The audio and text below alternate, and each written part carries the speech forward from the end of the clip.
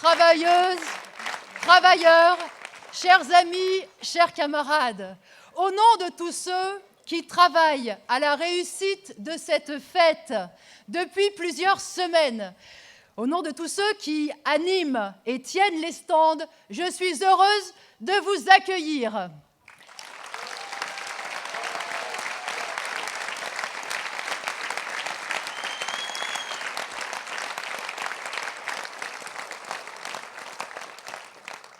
Je ne vais pas vous présenter tous les camarades qui m'entourent, mais vous savez que ce meeting tient lieu de rassemblement national pour les élections législatives où nous présentons des candidats dans 553 circonscriptions.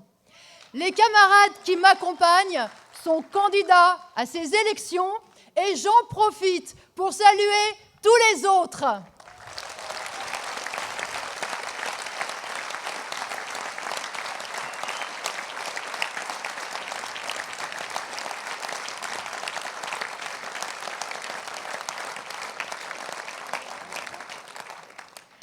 Depuis l'arrivée de Macron au pouvoir, nous avons droit à du grand spectacle.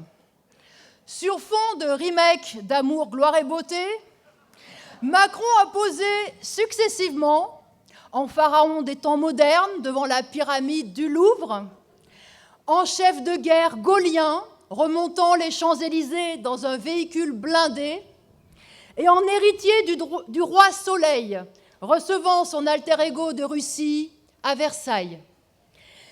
Macron a, paraît-il, hésité entre le théâtre et la politique. Il a l'occasion de s'exercer dans les deux.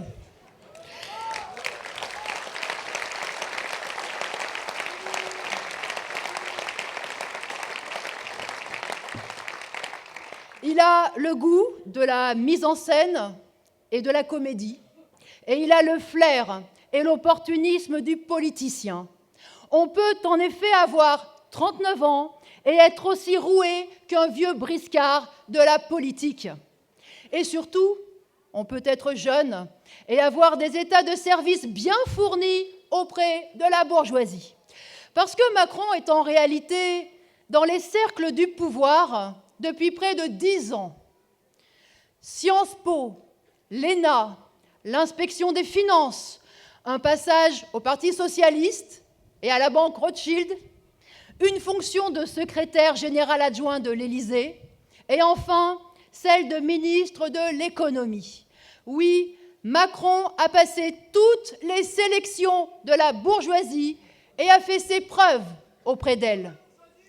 Pour se hisser au premier rôle, il ne lui suffisait que d'un peu plus d'ambition et de culot que d'autres, et de pas mal de chance. Macron a quitté le navire Hollande juste à temps pour ne pas sombrer avec lui. Il a lancé sa nouvelle offre politique, ni gauche ni droite, comme on lance un produit sur le marché. Et puis, tout s'est enchaîné.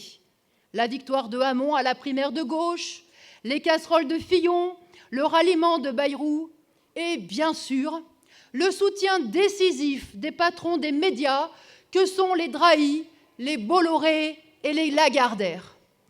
C'est donc avec une opération marketing rondement menée que Macron a raflé la mise à la barbe de Fillon, de Valls et de Le Pen. Mais, comme dans toute opération marketing, Macron nous a vendu du vent. Le vent du renouvellement. Prenez son gouvernement. En guise de nouveauté, on a le recyclage de Bayrou, élu depuis 1982, de Le Drian et de Collomb, tous les deux élus depuis 1977. Le recyclage d'ex-sarkozystes, d'ex-chiraciens, d'ex-juppéistes, d'ex-hollandistes et des chevaux de retour centristes. Alors, si ce gouvernement renouvelle quelque chose, ce sont surtout les noms des responsables politiques qui ont donné dans le détournement de fonds publics et l'abus de biens sociaux.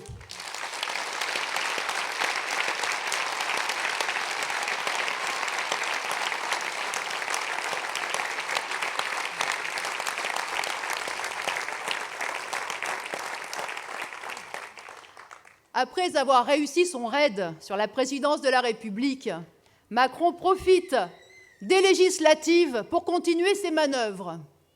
Alors que le Parti socialiste est déjà moribond, il veut maintenant semer la zizanie à droite. Et vu les ralliements divers et variés, il a ses chances.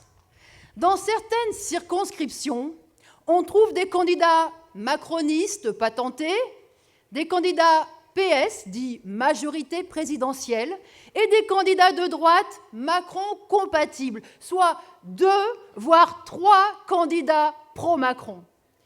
Et puis on découvre aussi, à côté de tout ça, avec Valls, une nouvelle catégorie de politiciens, les sans parti fixe. Et le mercato politicien ne fait que commencer.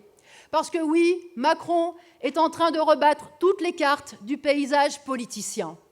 Il profite de l'usure des 2 partis qui alternent au pouvoir depuis des décennies, mais il ne veut que ravaler la façade d'un système décati. Alors, toute cette agitation ne doit pas tromper les travailleurs, quelle que soit la façon dont les cartes seront rebattues. Tous ces politiciens sont des serviteurs fidèles de la bourgeoisie et ils feront le jeu de la bourgeoisie.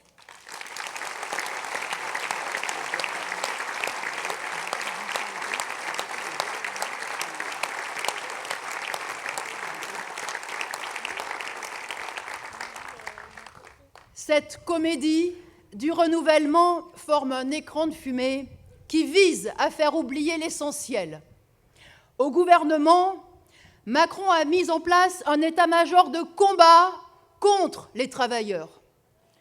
Premier ministre, Édouard Philippe, il vient de la droite. Il déclarait il y a peu, je le cite, « On ne travaille pas assez dans ce pays, on ne travaille pas assez dans la semaine, on ne travaille pas assez dans l'année, on ne travaille pas assez dans la vie. » Ministre de l'économie, c'est Bruno Le Maire, pris lui aussi à la droite. Pendant la campagne des primaires, il défendait la réduction des indemnités chômage, la privatisation de Pôle emploi, des petits boulots à 5 € de l'heure pour les allocataires de minima sociaux. Ministre du budget et de la fonction publique, Darmanin, lui aussi LR, ex-porte-parole de Sarkozy pendant la campagne, et il expliquait alors qu'il fallait supprimer 500 000 postes de fonctionnaires. Et pour finir, la ministre du Travail, Muriel Pénicaud, membre du conseil d'administration de la SNCF, ex-administratrice d'Orange, ex-directrice de Dassault Systèmes, ex-DRH de Danone, où elle a procédé à 900 suppressions d'emplois. Oui, elle s'y connaît en lutte de classe, mais du côté patronal.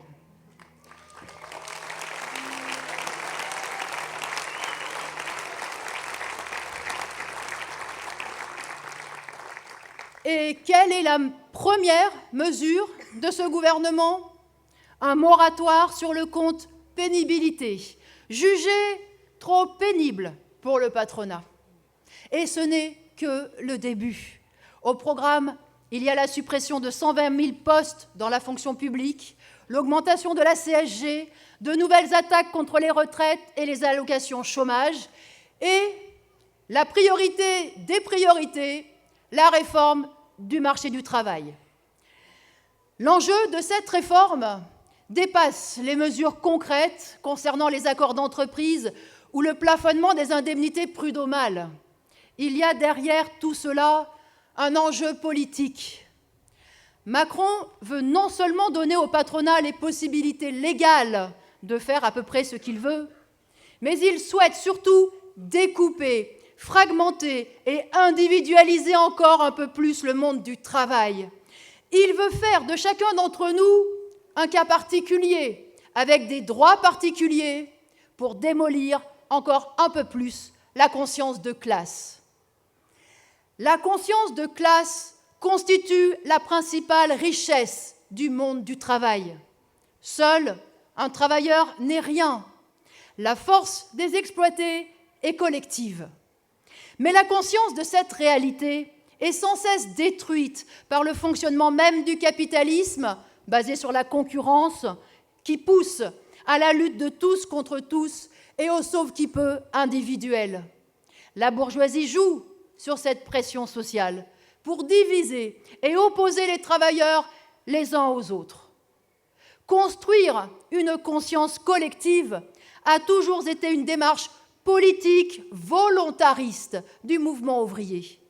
Il a fallu la volonté et l'acharnement militant pour contrebalancer préjugés et pressions sociales. Il a fallu le dévouement de générations de femmes et d'hommes pour rassembler et organiser les travailleurs dans des sociétés de secours mutuels, dans des associations, des syndicats, puis des partis politiques. Cela a toujours été un combat, et rien n'a jamais été acquis, car de son côté, la bourgeoisie n'a jamais abandonné son travail de sape. Mais aujourd'hui, y a-t-il un parti, un syndicat pour contrecarrer les pressions délétères de cette concurrence et pour se battre sur le terrain de cette conscience de classe? Eh bien non. Et on le mesure dans le bras de fer que Macron a engagé.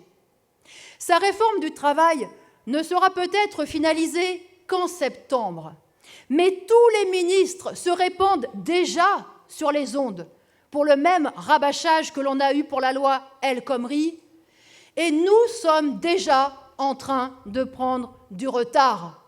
Car au lieu de porter le fer, les confédérations syndicales noient le poisson en laissant croire qu'il y a des marges de manœuvre et de quoi négocier. Eh bien, ce que les confédérations syndicales ne veulent pas faire, il faut que les travailleurs conscients et combatifs le fassent. Et il ne s'agit pas seulement d'en appeler aux luttes et aux mobilisations. Il faut d'abord et avant tout armer politiquement les travailleurs. Cela signifie se battre pour renouer avec ce qui a toujours fait la force de la classe ouvrière contre le patronat, c'est-à-dire la conscience de classe, la conscience d'avoir des intérêts opposés au grand patronat et d'être capable de les défendre collectivement.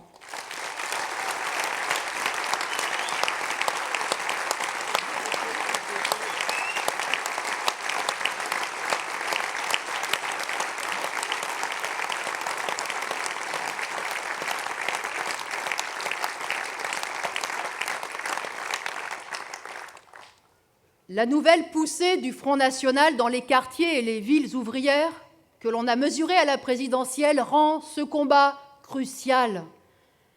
D'un côté, il manque des militants pour s'opposer aux divisions, aux frustrations, au repli sur soi et au rejet de l'autre. Et de l'autre côté, il y a un parti pour exploiter la situation, pour exciter le chauvinisme et les préjugés racistes. Avec près de 11 millions de voix à la présidentielle, le Front national est plus présent que jamais. Et les ouvriers, les chômeurs, les jeunes et les moins jeunes qui ont voté Le Pen n'ont pas seulement exprimé leur rejet du système, ils ont pris le risque, conscient ou pas, de la porter au pouvoir. Certains disent avoir voté Front national pour la retraite à 60 ans, d'autres contre l'Europe ou pour plus de protectionnisme. Mais la politique anti-immigrée de Le Pen et la préférence nationale ne les ont pas gênés. Le fait de voter pour une organisation d'extrême droite, profondément hostile à la classe ouvrière, à ses organisations, à ses militants et au communisme, ne les a pas retenus. Voilà une expression grave. Voilà une expression du grave recul de la conscience de classe de certains travailleurs. Si demain, des individus ou des groupes fascisants, encouragés par les scores du FN, s'en prenaient physiquement à des travailleurs étrangers, s'il y avait des associations de locataires se battant pour réserver des logements aux familles françaises, comment les électeurs de Le Pen réagiraient-ils? La conjonction de la crise économique et de l'instabilité politique est lourde de dangers. Des réactions de colère peuvent émaner de catégories diverses et variées. Durant le quinquennat de Hollande, nous avons bien vu des manifestations de droite contre le mariage homosexuel et des manifestations de policiers réclamant plus de répression. Autant dire que les mobilisations, y compris celles portées par les travailleurs, peuvent prendre des directions complètement opposées, ou bien réactionnaires et anti-ouvrières, ou bien progressistes, allant dans le sens des intérêts de tous les exploités. C'est précisément dans ces périodes que les travailleurs ont besoin d'avoir conscience de leurs intérêts économiques, mais aussi politiques. Si l'on ne veut pas que les explosions sociales soient emmenées vers des impasses ou sur des voies réactionnaires, il faut que les objectifs de combat communs au monde du travail soient présents dans les têtes. Il faut que les travailleurs aient une boussole et celle-ci ne peut être donnée que par un parti se plaçant clairement sur les intérêts de classe du monde du travail.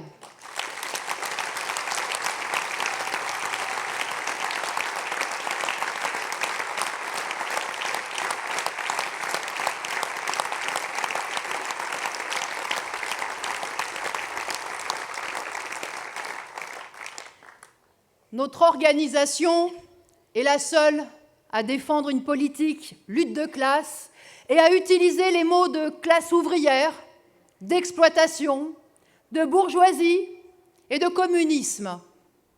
Le Parti communiste français, qui porte encore le nom de communiste, les a bannis de son vocabulaire. Mais quand on les fait entendre, ces mots trouvent de l'écho. À la présidentielle, ils ont trouvé l'écho de 230 000 électeurs. C'est faible comparé à l'électorat, à l'ensemble de l'électorat. Mais dans le combat social, la présence de 230 000 personnes peut contribuer à changer le cours des luttes. Et comment ces femmes et ces hommes ont-ils été touchés? La plupart nous sont inconnus. Et ils ont justement été touchés par ces mots, parce que ces idées correspondent à ce que vivent nombre de travailleurs et elles correspondent à leurs besoins. Quand on parle d'exploitation, les femmes de ménage des hôtels campaniles qui se battent en ce moment pour un 13e mois et pour la possibilité de faire des temps partiels de 30 heures au lieu de 25 heures savent de quoi ils retournent. Comme les travailleurs de chez Tati qui se battent contre leur maison mère ultra-bénéficiaire, Eram, qui a décidé de mettre leur filiale en liquidation. Même les ouvriers de Whirlpool d'Amiens, dont on a vu certains céder aux sirènes du Front National dans l'entre-deux-tours de la présidentielle, en savent quelque chose. Parce qu'avant de délocaliser, leur multinationale richissime les a pressés comme des citrons, leur reprenant des jours de RTT, leur imposant des samedis travaillés obligatoires pour des salaires bloqués. Au-delà de notre score, l'élection présidentielle nous a donné la possibilité de porter la voix de centaines de milliers de salariés, de chômeurs. Avec les élections législatives, nous continuons. Mais il faut que cette voix s'exprime au-delà de ces périodes électorales, pour qu'elle s'exprime au quotidien, chez Tati, chez Vivart, chez Whirlpool, chez GMES, dans toutes les entreprises. Il faudrait qu'elle s'exprime dans les quartiers populaires, dans chaque barre d'immeuble. Pour cela, il faudrait des relais, il faudrait rassembler plus de militants et de sympathisants. Il nous faut construire un véritable parti.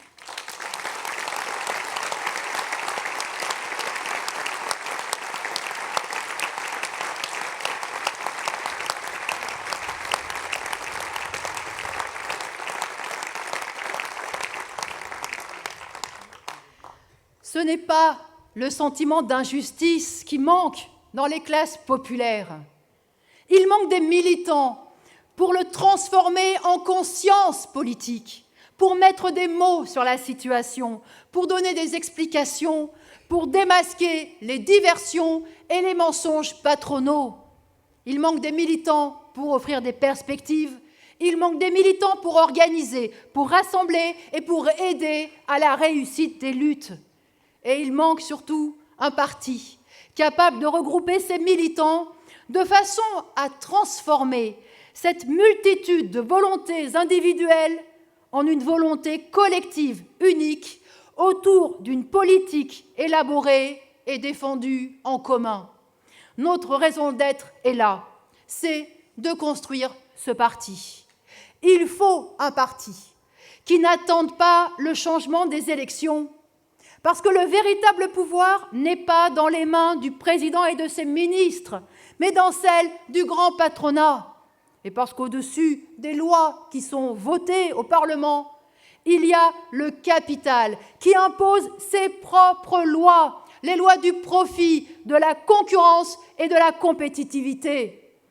Il faut un parti qui dise aux travailleurs que si l'on ne peut rien changer de l'intérieur du système politique, il est possible de le faire en s'appuyant sur la puissance des luttes collectives des travailleurs.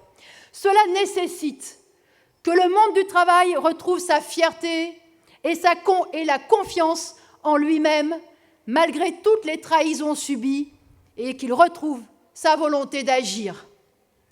Dans cette société qui mesure la valeur d'un être humain à l'épaisseur de son portefeuille, à la cylindrée de sa voiture, au standing de sa maison, tout est fait pour rabaisser les travailleurs, les ouvriers, les employés, les facteurs, les infirmières. Mais qui fabrique ces fameuses cylindrées? Qui produit, qui remplit les portefeuilles de ces grandes fortunes et construisent leurs palaces? Alors oui, les travailleurs doivent marcher la tête haute et affirmer leur fierté de tout produire, de soigner, d'éduquer, de permettre à tous de circuler, de se nourrir. Oui, il faut affirmer que nous sommes 1000 fois plus utiles que tous ces parasites qui nous font la leçon. Il faut un parti qui popularise l'idée toute simple que les travailleurs font tout dans cette société et qu'ils doivent collectivement en devenir les maîtres.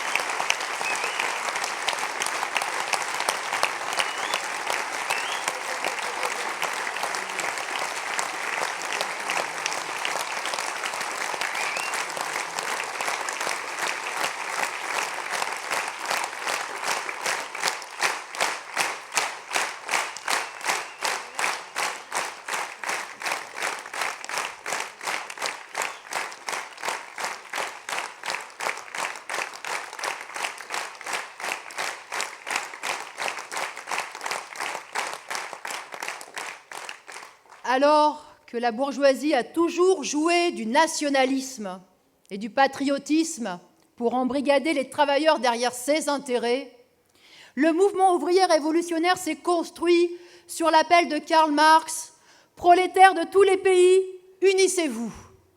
Que reste-t-il aujourd'hui de ce capital politique? Prenez Jean-Luc Mélenchon, qui a attiré une grande partie de l'électorat de la gauche dite radicale. Pour montrer que son mouvement n'avait rien à voir avec les idées communistes et internationalistes, il est allé jusqu'à interdire les drapeaux rouges et l'international dans ses rassemblements, n'autorisant que les drapeaux bleu, blanc, rouge et la Marseillaise. Il a mis au cœur de son programme la lutte contre l'Union européenne et ses traités. Il a prôné le recentrage de l'économie sur le local avec une bonne dose de protectionnisme. Pour le différencier de celui de Le Pen, il l'a nommé solidaire, mais il véhicule la même idée fondamentale. Le danger réside dans la concurrence d'autres travailleurs et dans l'ouverture des frontières. Ces idées ne sont pas nouvelles. Dès 1914, le Parti socialiste a bazardé l'internationalisme pour embrasser l'esprit cocardier et le drapeau de la bourgeoisie. Le PCF, qui lui avait succédé comme grand parti ouvrier, a ensuite repris à son compte le chauvinisme pour le perpétuer jusqu'à aujourd'hui au travers du produire français et la défense de l'industrie française. Ces mots d'ordre n'ont plus rien à voir avec les idées de lutte de classe. Pendant que les licenciements, les fermetures d'entreprises et le chômage sont mis sur le dos de l'Union européenne et de ses traités, les requins capitalistes peuvent continuer d'agir en toute impunité. Le patronat peut bloquer les salaires, aggraver l'exploitation au travers des hausses de cadence, de réduction des pauses, des réorganisations, du recours aux heures supplémentaires. La fortune de Beignet, le propriétaire de Lactalis, un patron bien français, a augmenté de façon spectaculaire ces dernières années pour atteindre 10 milliards d'euros et pour le porter au 8e rang des grandes fortunes. Comment ? En rançonnant les agriculteurs qui produisent le lait, mais c'est encore l'Union européenne qui est accusée. Alors oui, les grands actionnaires peuvent se frotter les mains. Il n'est jamais question de leur rapacité ou de leur irresponsabilité. L'Union européenne leur sert de paravent. Et que ces idées soient défendues par Le Pen, par les souverainistes de droite, les socialistes du genre Montebourg, ou par Mélenchon ou le PCF, elles font le jeu du patronat, elles brouillent les consciences et elles affaiblissent le monde du travail. Être dans le camp des travailleurs, ce n'est pas opposer les travailleurs des différentes nations les uns aux autres, c'est reconnaître et dénoncer la guerre de classe que la bourgeoisie mène aux exploités, à tous les exploités, quel que soit leur pays. Être dans le camp des travailleurs, c'est ne pas faire de différence entre eux. C'est affirmer que les chômeurs français, comme les chômeurs étrangers, sont tous les chômeurs du capitalisme, des victimes au même titre de la domination de la bourgeoisie. Être dans le camp des travailleurs, c'est être internationaliste, c'est combattre pour renverser le capitalisme, c'est être communiste.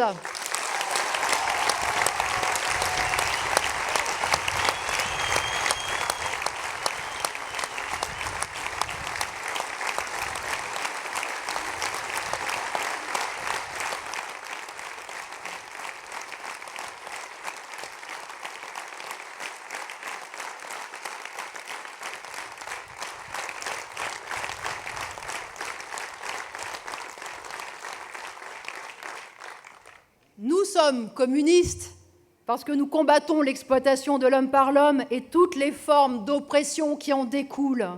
Nous sommes communistes parce que nous aspirons à une société gérée fraternellement et démocratiquement par la collectivité de ceux qui travaillent et produisent. Du rêve, de l'utopie, nous répondons souvent. Eh bien non, l'utopie est de croire que l'humanité a un avenir dans le cadre du capitalisme. 8 personnes possèdent l'équivalent de la moitié de l'humanité. En France, 21 milliardaires possèdent autant que 25 millions de femmes et d'hommes. Et c'est cette minorité qui, du haut de son capital, domine et oriente toute l'économie et la société. Nos emplois, nos conditions de travail et de vie, la façon dont nous mangeons et nous nous déplaçons, l'air que nous respirons, l'avenir de la nature et même de la planète dépendent de décisions prises par quelques milliers de grands actionnaires. L'économie capitaliste est un casino où rien n'est organisé, anticipé, planifié. Des géants de l'industrie et de la finance sont transformés en vulgaires marchandises soumises aux aléas du marché, de la concurrence et de la spéculation. Faire du profit le plus vite possible en faisant tout et n'importe quoi est érigé en vertu absolue. Quand bien même cela conduit l'économie à la ruine, les peuples à la misère et la planète à la destruction. Ici, la société se délite petit à petit. Oh, il n'y a pas eu de tsunami ni de séisme. Et pourtant, en 20 ans, la situation s'est considérablement dégradée. Le chômage, les inégalités, la marginalisation des uns, le rejet des autres, l'insécurité ont tendu tous les rapports sociaux. Et maintenant, voilà qu'il nous faut vivre avec la menace terroriste, avec l'armée dans la rue, la présence policière permanente. Et où est le développement des pays pauvres que l'on nous promet depuis plus d'un siècle? En lieu et place du développement de la civilisation et de l'humanité, ce sont les tensions internationales et les guerres qui se multiplient à l'échelle de la planète. On laisse des centaines d'enfants, de femmes et d'hommes se noyer chaque semaine en Méditerranée, alors que tous ceux qui ont un portefeuille bien rempli peuvent passer toutes les frontières. On enlève le seul moyen que les pauvres ont de s'en sortir, la liberté de circulation. Jusqu'où allons-nous aller dans la déshumanisation ?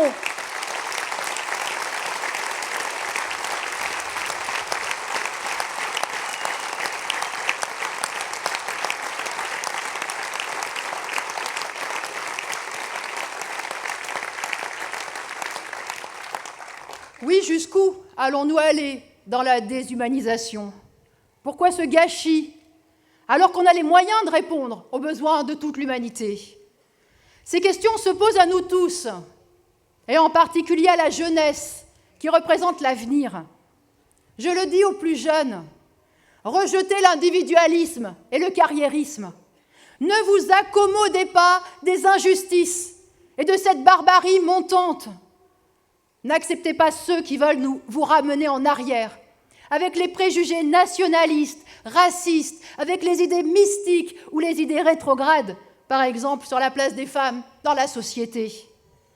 Tout cela ne disparaîtra que si la société se transforme en profondeur, que si l'exploitation laisse place à une société libre, où chacun prendra part à la vie sociale tout en choisissant sa propre vie.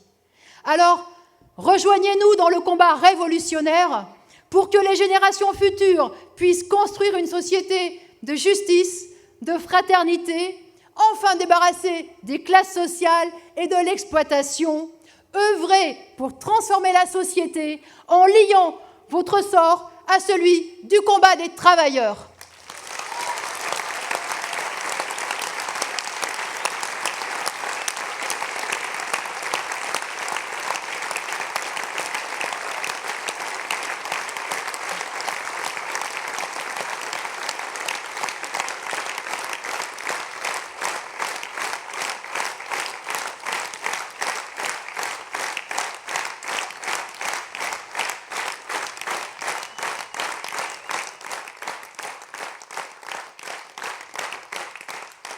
Comparé à cette ambition, les élections législatives peuvent apparaître dérisoires.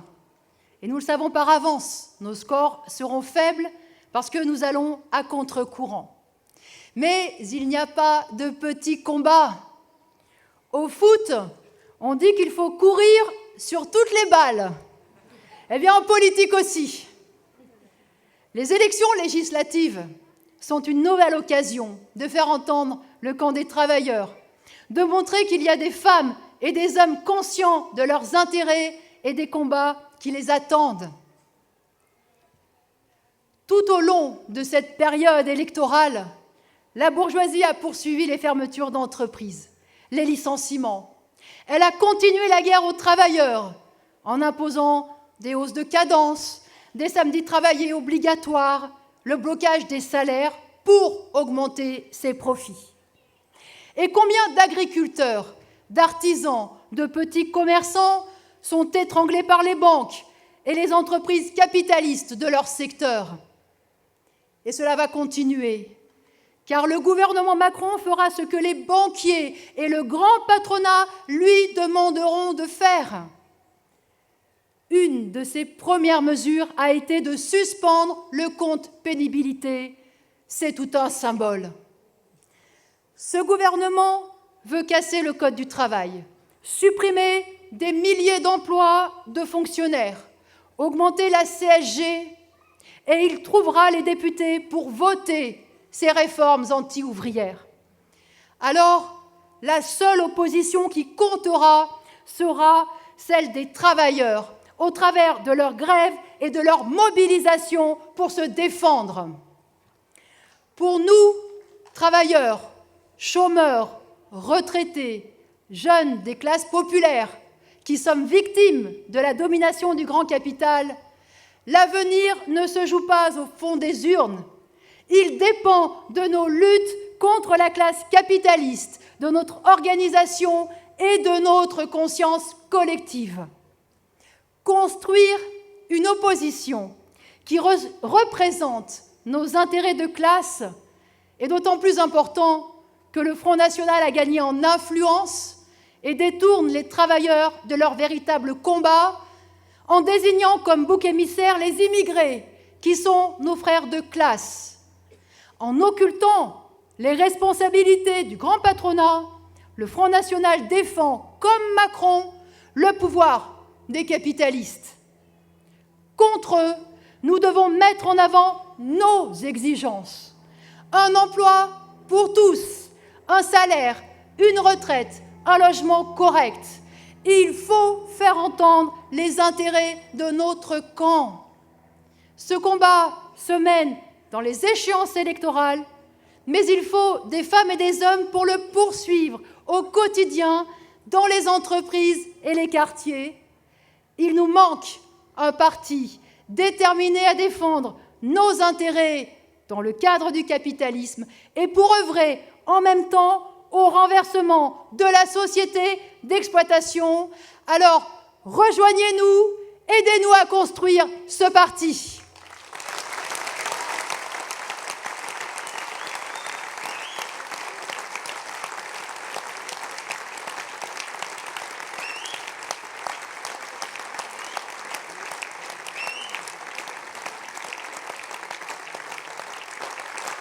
Camarades et amis, nous avons encore une semaine pour faire campagne.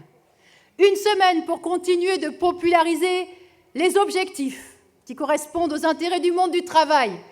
L'interdiction des licenciements et la répartition du travail entre tous sans diminution de salaire pour mettre fin au chômage. L'augmentation des salaires et l'indexation sur la hausse des prix et des taxes. Pas un salaire, pas une pension à moins de 1 800 € net. La suppression du secret des affaires, afin que les travailleurs et la population puissent mettre en lumière les méfaits des groupes capitalistes.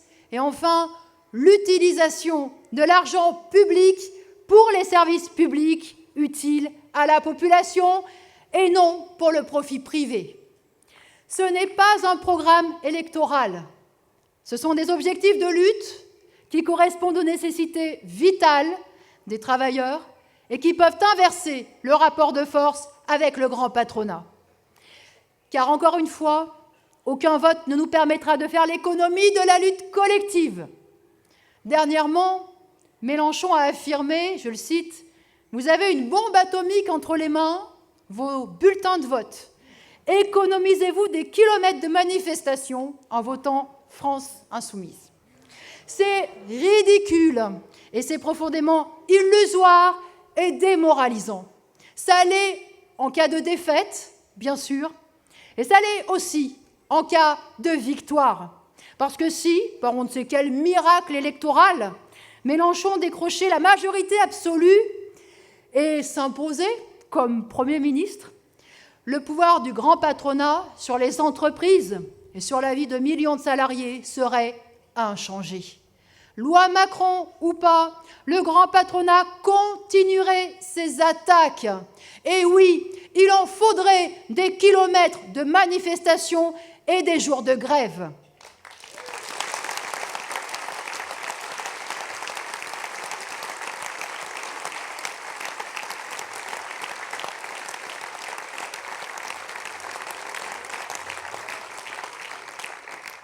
Beaucoup de travailleurs se raccrochent aux élections et croisent les doigts à chaque scrutin, quand bien même ils sont allés de désillusion en désillusion, parce qu'ils ne se sentent pas capables de se battre collectivement. Et il y a toujours un politicien pour se transformer en sauveur suprême. Eh bien, il faut prendre le contre-pied de ces illusions. Non, ce n'est pas l'opposition à l'Assemblée nationale qui protégera les travailleurs, c'est l'opposition qu'ils seront en mesure de construire dans les entreprises et dans les quartiers populaires.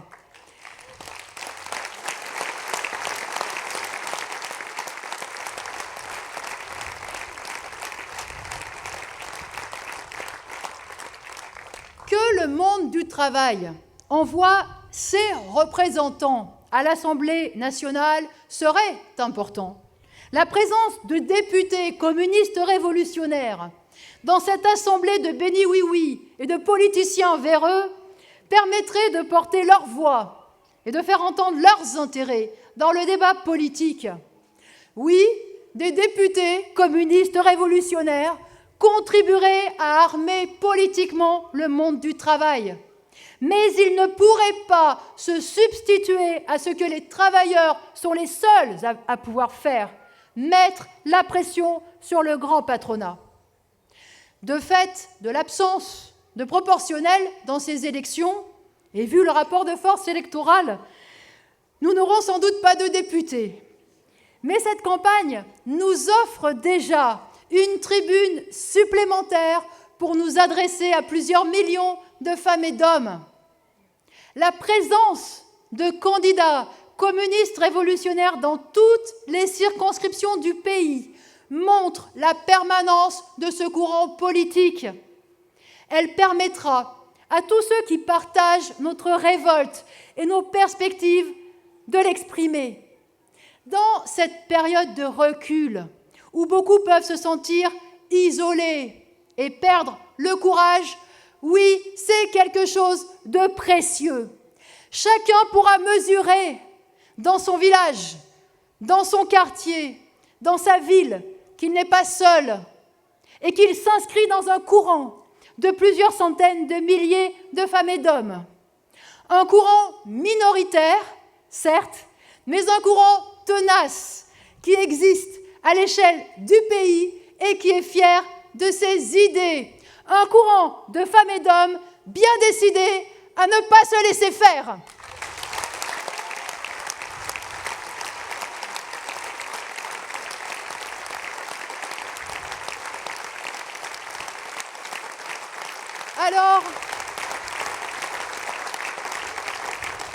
Alors le 11 juin, dimanche prochain, votez pour les candidats de Lutte ouvrière pour nous aider à préparer l'opposition nécessaire et contre le gouvernement et contre ce grand patronat qui tire les ficelles.